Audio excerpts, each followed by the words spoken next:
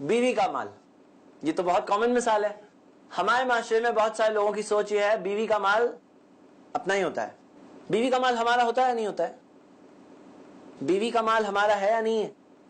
کون کہہ رہا نہیں ہے؟ بیوی کا مال ہمارا نہیں ہے. کون کہہ رہا نہیں ہے؟ ہاتھ اٹھائیے. 2 لوگوں نے ہاتھ اٹھایا. بیوی کا مال اپنا نہیں ہے. اور 4 لوگوں نے کہا. باقی سب لوگ کیا بول رہے ہیں؟ صحیح بات کیا ہے؟ بیوی کا مال اپنا ہے یا نہیں ہے؟ چلیے کون کہہ رہا نہیں ہے؟ 4 لوگوں نے ہاتھ اٹھایا ہے. چلیے انہیں دیجیے. 5 آپ نے بھی اٹھا لیا. اوکے وہاں دیجیے ذرا پہلے جنہوں نے پہلے اٹھایا تھا پیچھے. آپ بہت شور دکھ رہے ہیں کہ بیوی کا مال ہمارا نہیں ہوتا ہے, تو وجہ بتا سکتے ہیں؟ وداؤٹ کنسنٹ نہیں ہے اپنا. لیکن بیوی ہے نا وہ اپنی, کوئی اپنی بیوی کے مال کی بات کر, کسی اور کی بیوی نہیں. خود کی بیوی کا مال ہمارا ہے یا نہیں ہے؟ وداؤٹ کنسنٹ بیوی کا مال بھی نہیں ہے. ہاں اوکے, کنسنٹ رضامندی کی بات وہاں پر بھی اپلائی کریں گے, ان کا کہنا ہے. اور کوئی بھائی کچھ بات کہنا چاہتا ہے؟ ہمارے بھائی نے بالکل صحیح جواب بتایا.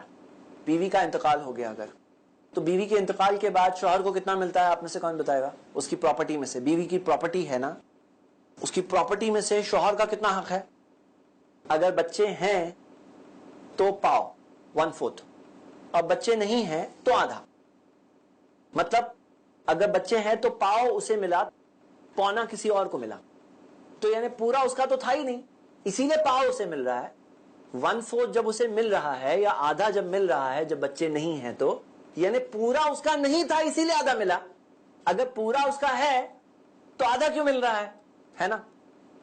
اور اس میں مزید جب بیوی کو مہر دینے کہا گیا ہے تو پتا چلا کہ بیوی کا مال الگ ہے, اسی وجہ سے اسے مہر دیا جا رہا ہے.